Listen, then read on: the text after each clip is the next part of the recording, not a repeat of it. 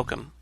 I'm Sebastian Mahfood, and you're listening to WCAT Radio, the on-air wing of En Route Books and Media, bringing you the dulcet sounds of Catholic wisdom.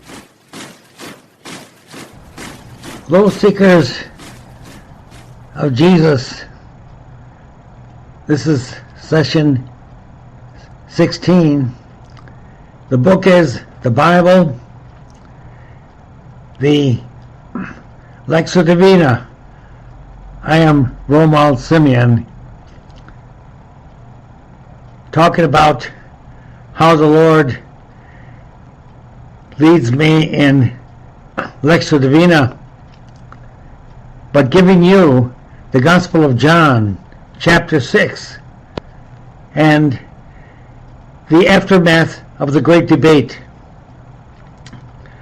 You know, after I did the last session, I felt so down and almost depressed, thinking of the last words of Jesus Christ, where he says to the apostles in the aftermath of the debate, the Bethsaidans have left him, the elders of the great temple there, the yeshiva school at Capernaum have rejected him and said, it's too hard, his teaching is too hard. Now they think they understand, but they say, we don't understand, it's too hard, we can't swallow it. You want to give us your blood and your body as bread and food for us in the desert, in this world? And we're talking about comparing you to Moses, who gave us bread in the desert for 40 years, and we believe in him. And you're asking us to believe in you. The price we have to pay is a coin of personal belief and commitment. So not only did they reject him, but when Jesus says these very sad words, almost made me cry. Tears came to my eyes. Will you also go away to the 12?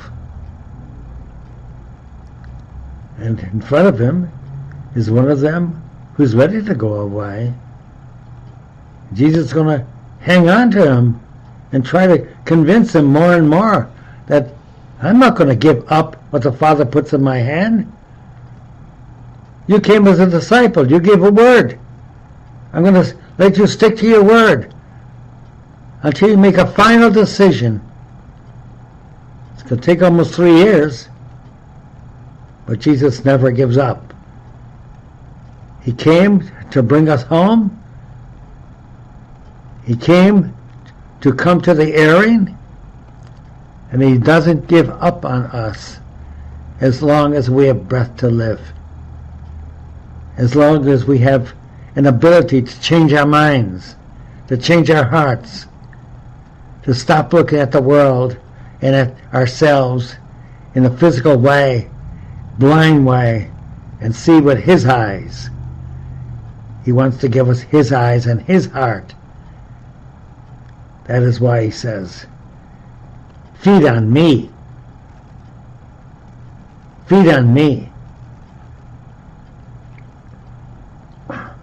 In a way, what he's saying to the Bethsaidans, you're not asking for enough. You're asking me to feed you day by day. I'm going to give you more, not less. But they couldn't see it. So I also call this the fourth lesson to the apostles. You can't lose. Human failure is not loss.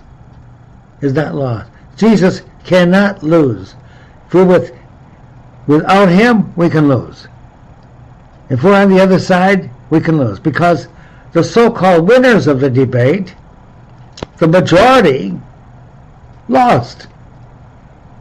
They lost their Messiah. Jesus is not going to give up on them. He's going to persevere. He's going to give his all. And that body and blood himself is available to each person. To each person. He doesn't give up and he doesn't give in. That's what the crucifix shows. That's what the cross is. Do not give up and do not give in. That's the sign of victory. So, let's see what happens here. What was the trouble in the debate? Let's give an aftermath and analyze the debate a little bit. First of all, the goal. The persons who are on the other side, Messians and Jews,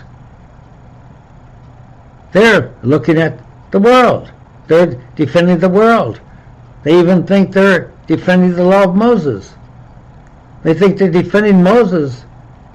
They're defending the prophets against the Messiah, who is fulfilling the prophets. They're talking two different languages. It's Babel against the Spirit. We have to talk Spirit language. Jesus talks Spirit language. I speak the words of my Father. My Father is not Babel. My Father doesn't say one way and another. He doesn't have all this ridiculous analysis that tries to reach human goals. He has only one goal. You are my children, and I send my Son to bring you home. I'm the Father. You are the confused. I give you solution. You give me illusion. So it's a real important thing in any debate. To have a true debate and a true dialogue, you have to be speaking the same language, same perspective. A different view, a different diversity, but at least be on the same page. We have to get onto the same page with Jesus. The page is the Gospel of John. You know, even children can understand language without the words and confusion. People say, understand? The great leaders of the synagogue couldn't understand.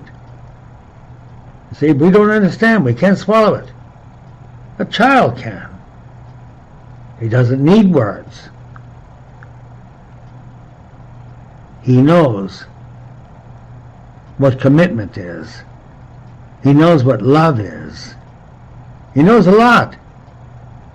He knows things he can't put into words until maybe many years of education or study. But he knows when he hears with his heart. The child knows. They do hear with their hearts before they hear with their ears. They do see with eyes of belief and trust before they analyze with the eyes of a human being that sees non-commitment and selfishness, even in parents.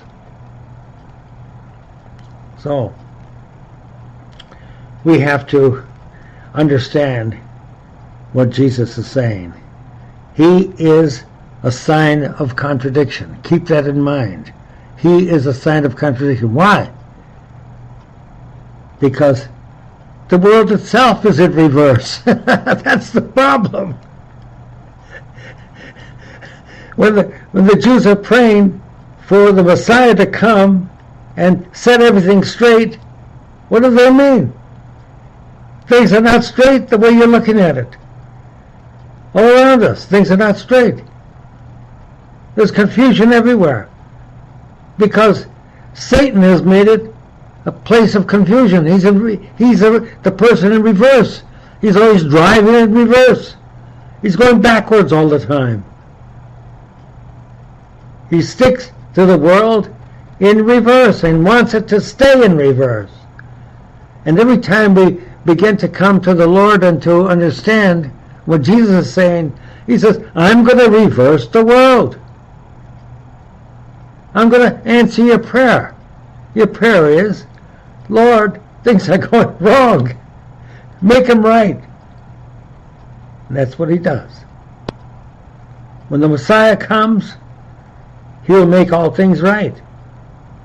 He has to reverse what humans cannot seem to reverse. Because they're always going back into the 7 capital sins. They say one thing, they'll wave and praise God and go back to pride of saying, oh yeah, I told God what to do, but he didn't do it. If you can see God, you see he always does it. And he always does it right. And when we come into union with him, things do go right.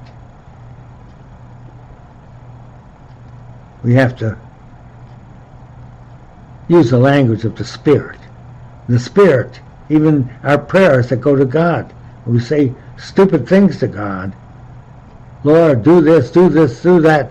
I want you to do that, and then I'll believe that you were there. Oh yeah, I believe you're in my life because you answered my prayers, and you come through for what I want you to do. Other persons get depressed because they're thinking, God doesn't answer my prayers. The truth is, God answers every prayer that is a prayer.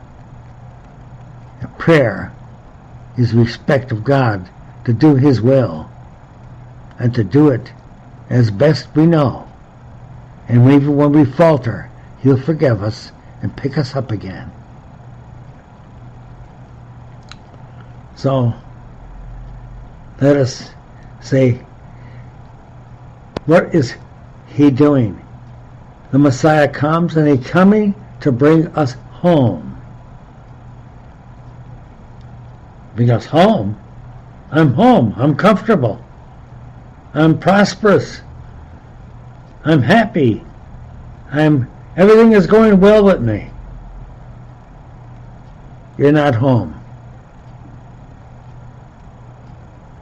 If you're not completely in the Lord, you are not home.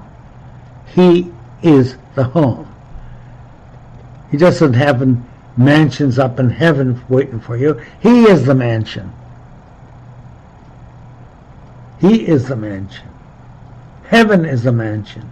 Eternity is the mansion. And he says, the first lesson in the debate, I am the bread from heaven. I'm the true bread. I'm not just bread that comes into your body and keeps you going until you die. You're not going to die. This bread I give is a bread of life, and life is life. You have a living God, and he wants you to join him, and he gives you a gift. There's no way you can do it. So, I come to take you home. This is not your true home. It's a home for the animals. It's a home for the dinosaurs. It's the home for vegetation. It's home for everything. But it's not your home. In a way, it's the home of Satan. Because he can only operate in the temporary. So what is the Lord saying and give us a true lesson? A marvelous thing that even you understand in the human way. Your family. God is your Father. I am Son of God, and I'm also the Son of Man. I came because you don't seem to understand, and I'm here to bring you home. You don't seem to know the way. I am the way. I'll show you. You can't make it, you're crippled, I'll carry you.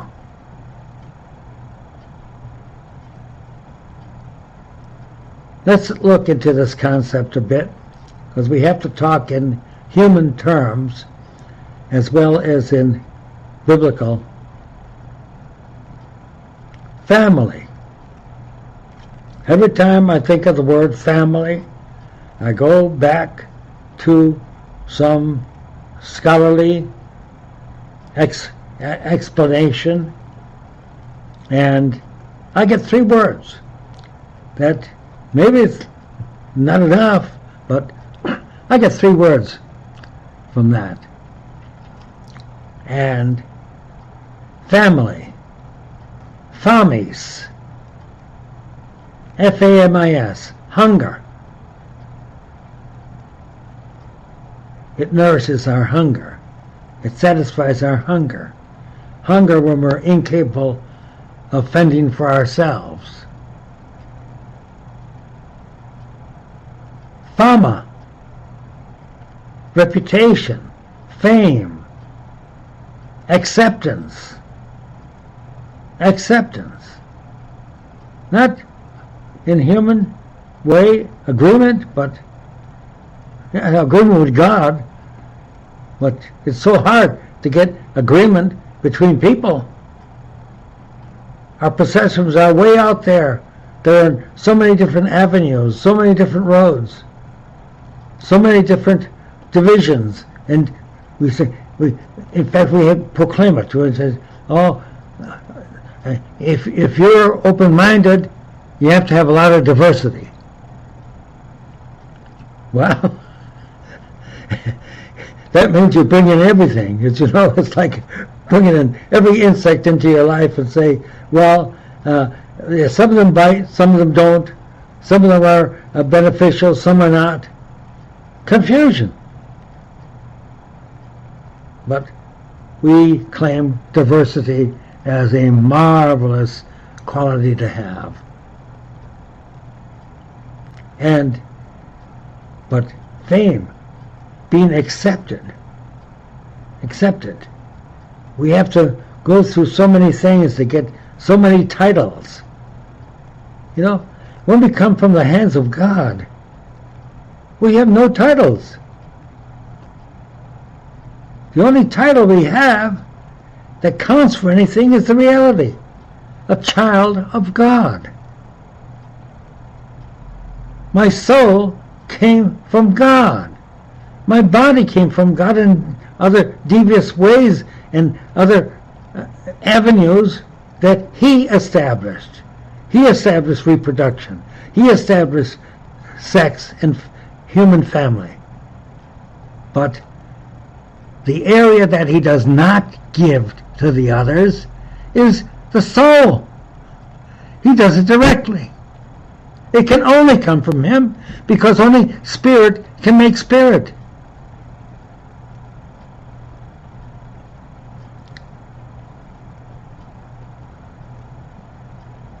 Apply that in a way.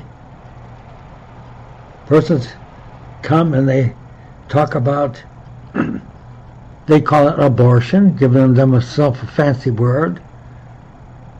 I refuse to use that word. It's murder. Not abortion. It's murder. Abortion is something that comes natural and you can't help about it.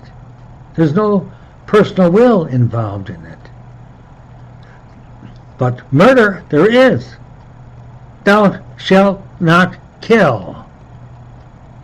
And the interesting thing is, when we ultimately come to it and talk to pro-lifers, they cannot kill the soul.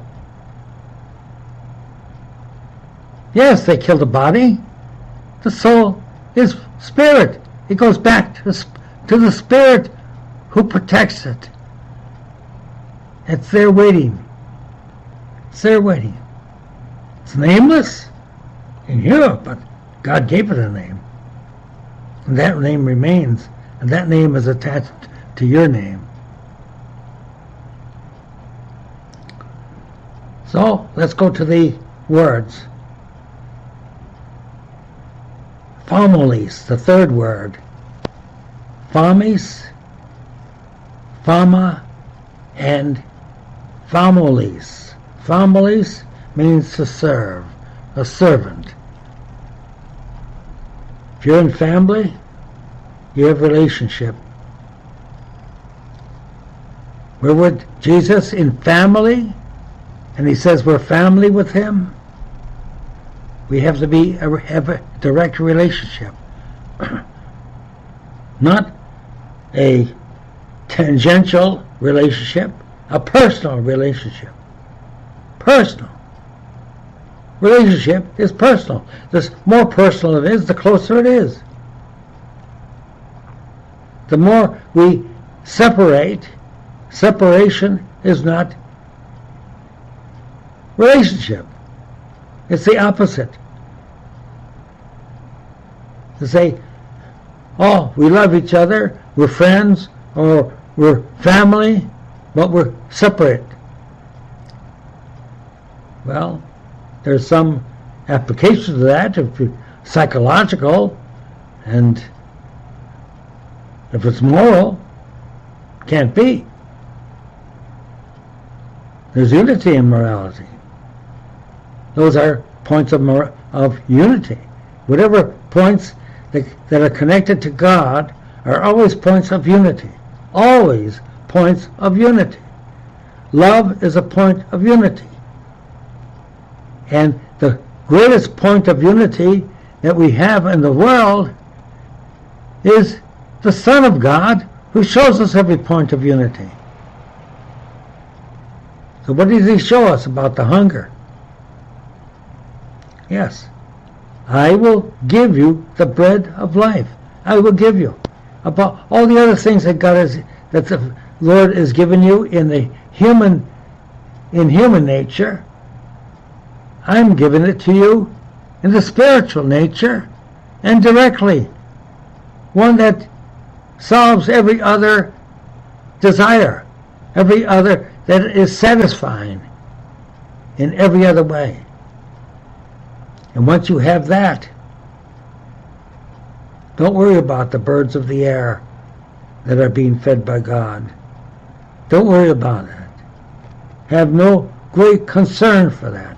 See, every teaching of Jesus is connected to the other, and it's always connected to the fact of his messianity, Son of God, unity with God, and reality. That is the ultimate reality. The essence of reality is God. He is the essence. We are the shadows. We are the reflections. So he's telling us, get back, I'm bringing you back to the realities. And if you're back to the reality, it will be eternal. Because I am eternal. You're going to participate in me. There's no way you can do it. There's no way you can do it. Alone?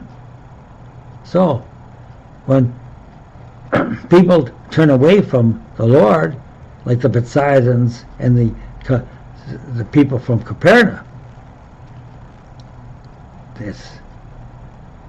that's their loss. They lost the debate. And the ones who remain with Jesus win. Peter, who said, Where will we go, Lord? You have the words of wisdom and life.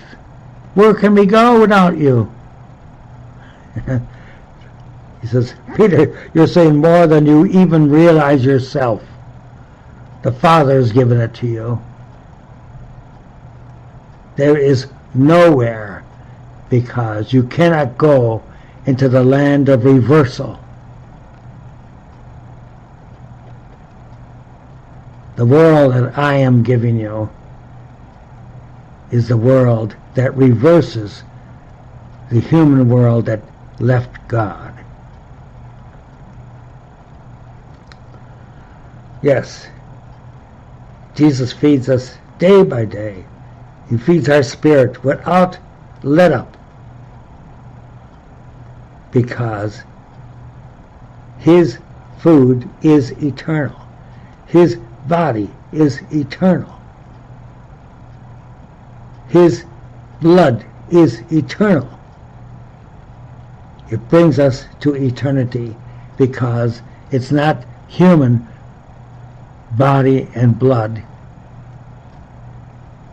It is God's Spirit. He's the Son of God. And whatever you see with your eyes and do not see with your spirit, the eyes of Jesus, is if you see him only in as a human way and do not see who he is actually. He's only one person. He's only one person. And unless you see the person, you don't even see your companion. It's not the things that we do in nature that are the real person. We have, that's a little confusing, that concept, but he's talking about doing now, commitment. But do the right things. Do the things that are moral. And this is no illusion.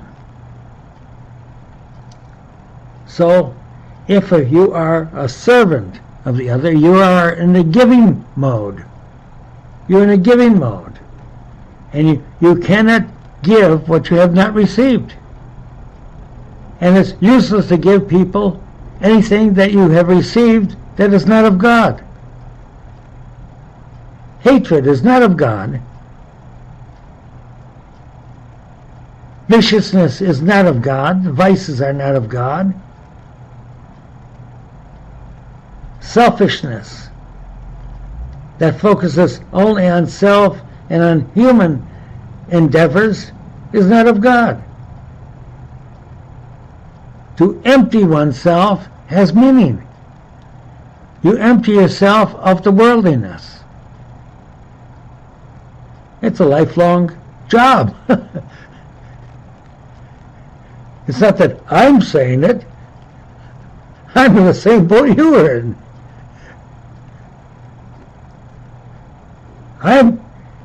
I've got my rule in this too. In the book of life, there's all the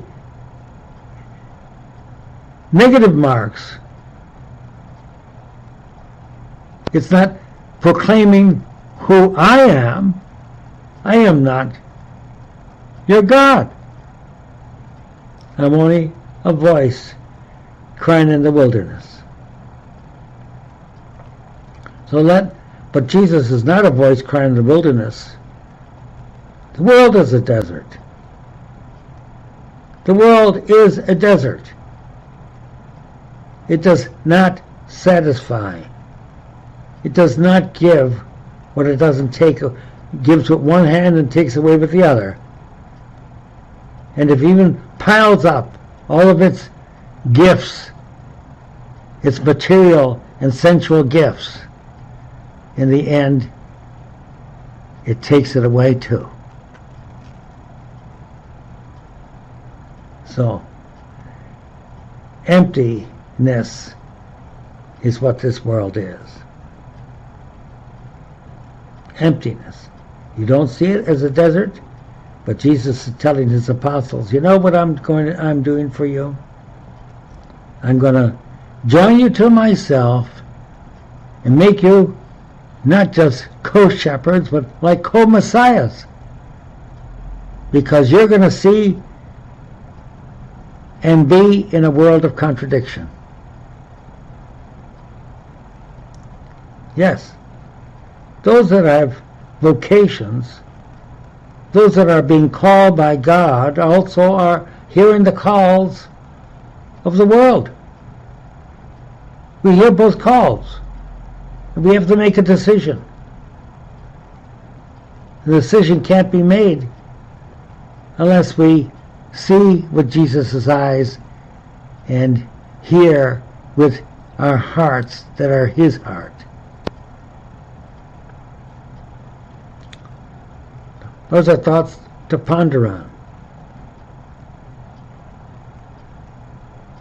So when Jesus is leading us into witness for him and with him, not for him, with him, in him, through him,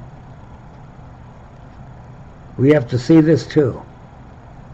We ourselves will be voices calling in the wilderness. John the Baptist said it well. He's that ultimate prophet of prophets, not of human prophets. The greatest of the prophets, because he says it right. Yes, we call out into the desert. Who will hear the voice? The one who hears in the language of the Spirit, who can see Jesus, who can see who he is, and latch onto him. Latch onto him. Don't give up and don't give in. He's the only one who can take us home. We can't go home without him. We don't know the way. We don't have the light. We walk in darkness. We stumble. All little scandalous things stand in our way.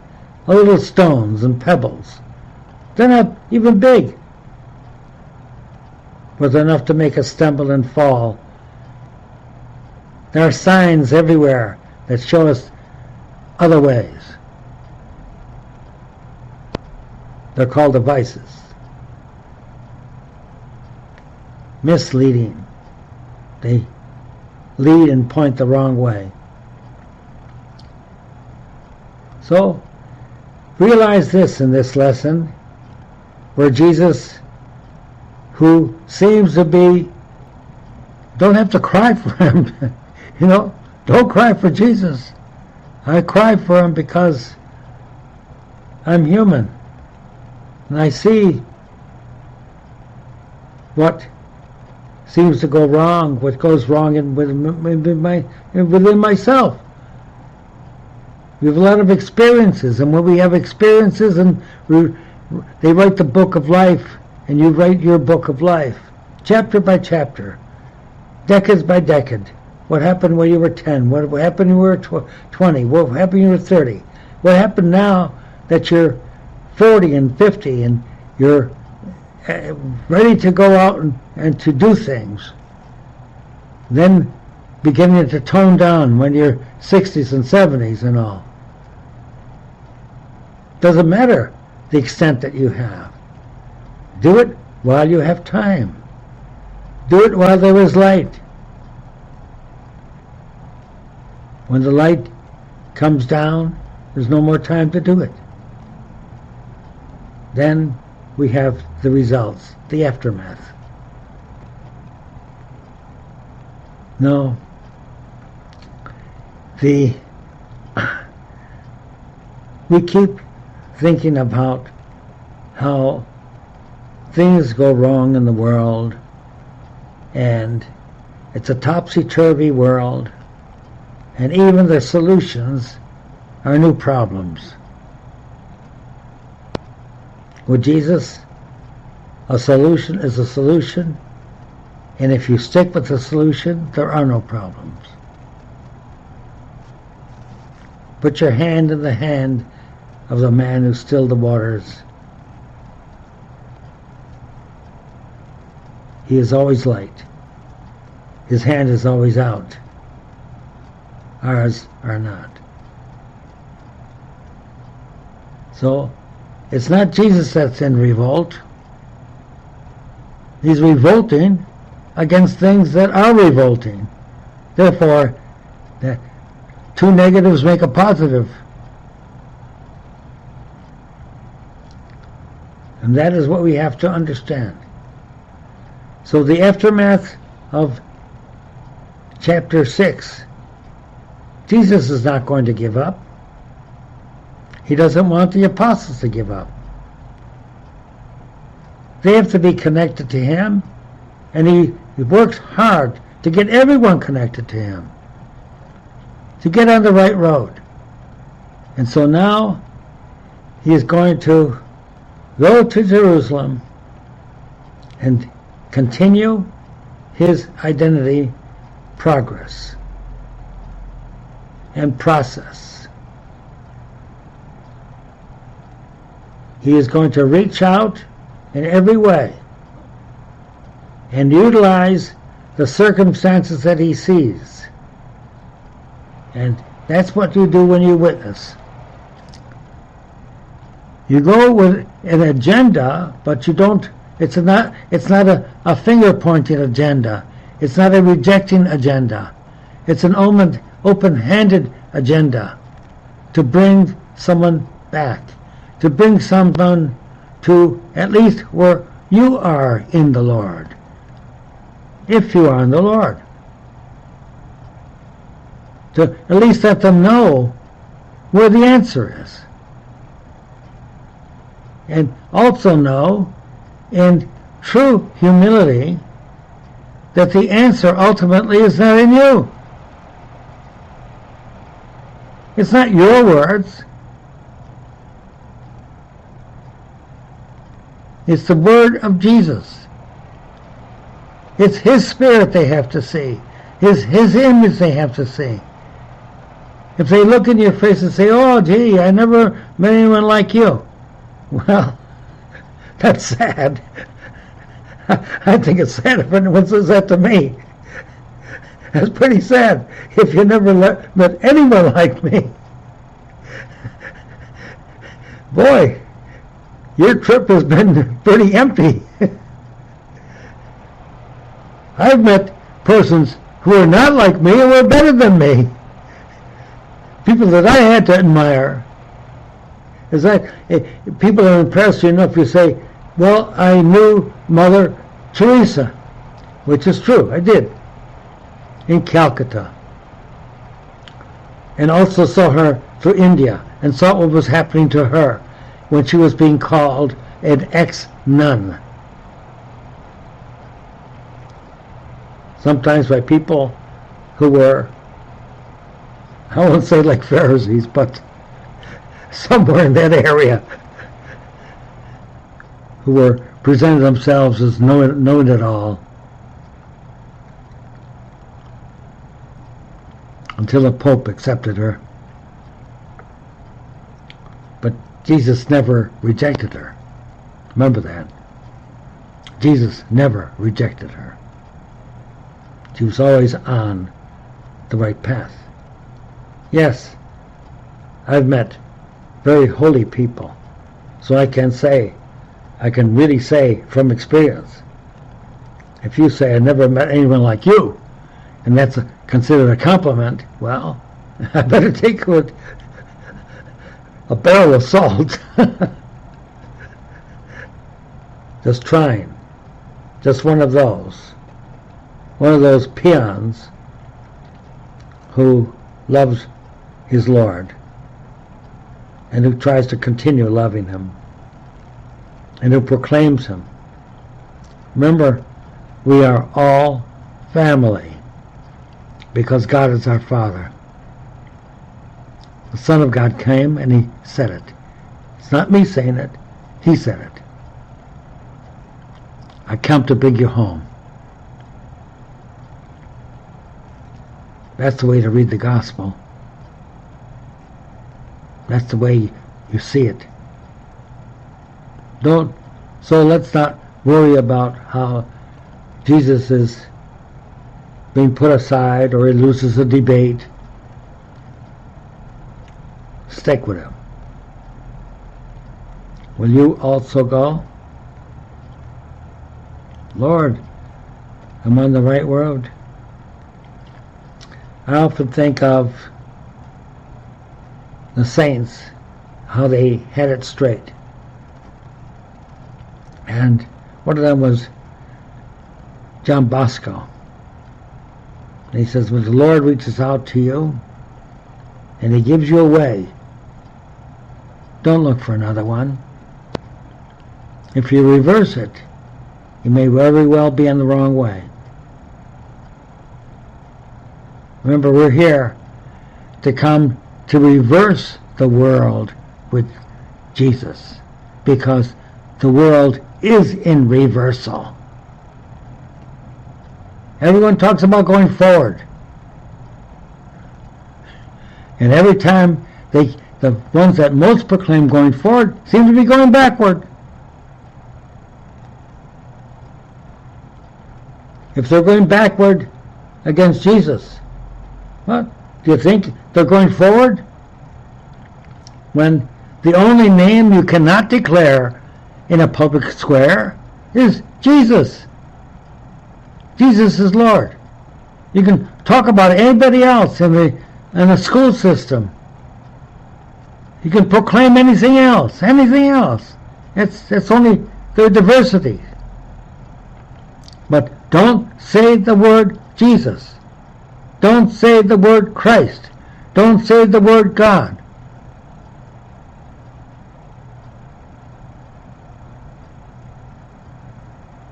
I say it. I will say it. And I'll say it with my life. Lord, help me. Lord, help me. That I keep my word. Brothers and sisters, we'll continue now from chapter 5 next, where Jesus goes to witness again. Doesn't give up. He goes right into the lion's den, into Jerusalem. Go to the temple. Go among those who are in reversal, because he's never going to give up. He'd never give in. And those that are in confusion, he's going to unconfuse. In Jesus' name, pray for me. We're all family. God bless.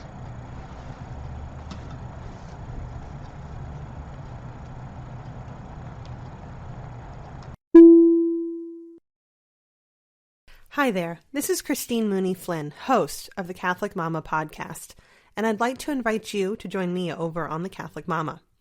To develop a Christian family and raise children who are, and who, God willing, will continue to be confident Catholics, requires us as parents to be confident in our faith as well. So each week, I dive into topics that help to make sense of the Catholic faith and how to live out that faith in our vocation as husbands and wives, moms and dads.